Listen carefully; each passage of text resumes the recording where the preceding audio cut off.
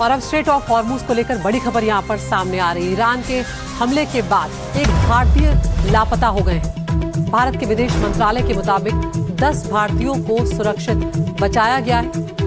Oman तट पर Iran ने जो हमला किया था, दरअसल भारत ने उस शिप पर हमले की अब निंदा भी की है। जिस तरह से उस जहाज पर ये हमला हुआ, उसकी भारत ने कड़ी निंदा की है। आपको बता दें कि साइप्रस के शिप पर ईरान ने अटैक कर दिया था, जिसके बाद इस युद्ध की फिर से शुरुआत हुई है। बताया ये जा रहा है कि इस जहाज पर सवार 11 भारतीय नागरिकों में से 10 को सुरक्षित बचा लिया गया, एक अभी लापता है। और हमारे साथ हमारे सहयोगी Aditya Raj call phone line पर जुड़ गए हैं। आदित्य, क्या कुछ डिटेल्स मिल रहे हैं? ये जो एक भारतीय लापता हैं और बाकी जो सुरक्षित हैं, उनकी हालत कैसी है और भारत अब क्या एक्शन लेता हुआ इस पर नजर आ रहा है?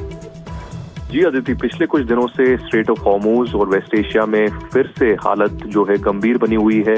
जब से कमर्शियल जो शिप्स हैं, वेसल्स हैं, उन पे अटैक हुआ है ईरान के द्वारा, और उसके बाद अमेरिका ने भी ईरान के ऊपर बहुत लगातार कम से कम 3 से 4 बार हमला किया। कल रात को फिर से अमेरिका ने अब जो है कुछ इलाकों में हमले किए, और इसके एवज में ईरान ने बदले में कुछ कमर्शियल शिप्स पे अटैक किया। GFS गैलेक्सी करके नाम की ये वेसल है जिस पे अटैक हुआ है, जिसमें 11 भारतीय मूल के लोग थे।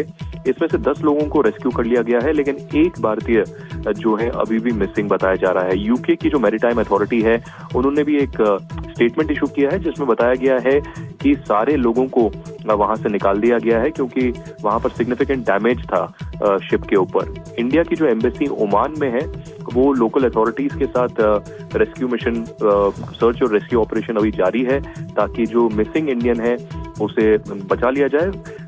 ये बताना जरूरी होगा कि पिछले 3 से 4 महीने में कई ऐसे हमले हुए हैं जिसमें भारतीय लोगों की भी मृत्यु हुई है, जो सीफेयरर्स हैं, क्योंकि भारतीय सीफेयरर्स की तादाद दुनिया भर में कमर्शियल शिपिंग में सबसे ज्यादा है। करीबन 11 से 12% जो है भारतीय लोग ही हैं। इंडिया ने इस अटैक को कंडेम किया है और कहा है कि ये बहुत ही गलत है, इसकी निंदा होनी चाहिए। और जो अलग अलग अटैक्स कमर्शियल शिपिंग पे हो रहे हैं, ये इसके खिलाफ है। और प्रधानमंत्री नरेंद्र मोदी ने भी पहले कहा है, चाहे वो इंडो पैसिफिक हो या स्ट्रेट ऑफ हॉर्मुज, वहां पर कमर्शियल शिप्स का फ्री और फेयर नेविगेशन होना चाहिए। किसी में भी जो है ब्लॉकेड या रुकावट नहीं आनी चाहिए। बिल्कुल, बहुत बहुत शुक्रिया आदित्य। लौटेंगे आपके पास। तो फिलहाल यहाँ पर जो लापता भारतीय, अब उनकी तलाश की कोशिशें की जा रही हैं।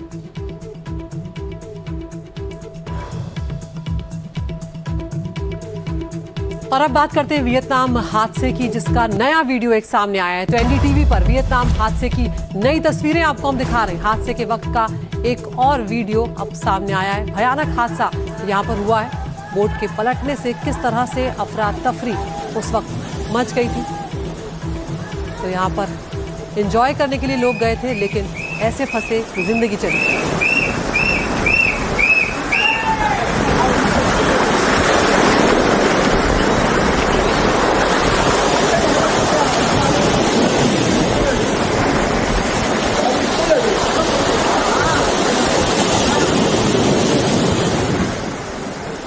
ये अलग अलग वो तस्वीरें आपको हम यहाँ पर दिखा रहे हैं कि बोट पलटने से 15 भारतीयों की जान चली गई है यहाँ पर।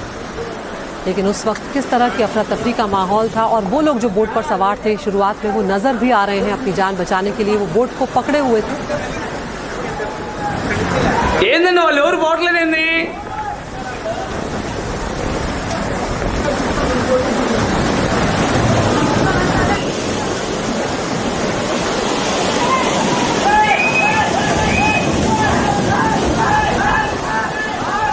तो आपको बता दें, इस बोट हादसे में 21 लोगों को बचा लिया गया, लेकिन 15 लोगों की दुखद मृत्यु इसमें हो गई है। अब उन 15 लोगों के शवों को भारत लाने की कोशिशें की जा रही हैं। तमिलनाडु से यहाँ पर 10 लोग थे, आंध्र प्रदेश से 3, केरल से 2 लोग इसमें शामिल थे, इस बोट में बैठे हुए थे, जिनकी जान अब चली गई है। तो एक दुखद हादसा वियतनाम में पेश आया जब बोट यहाँ पर पलट गई और 15 भारतीय जो है वो मौत के शिकार हो गए।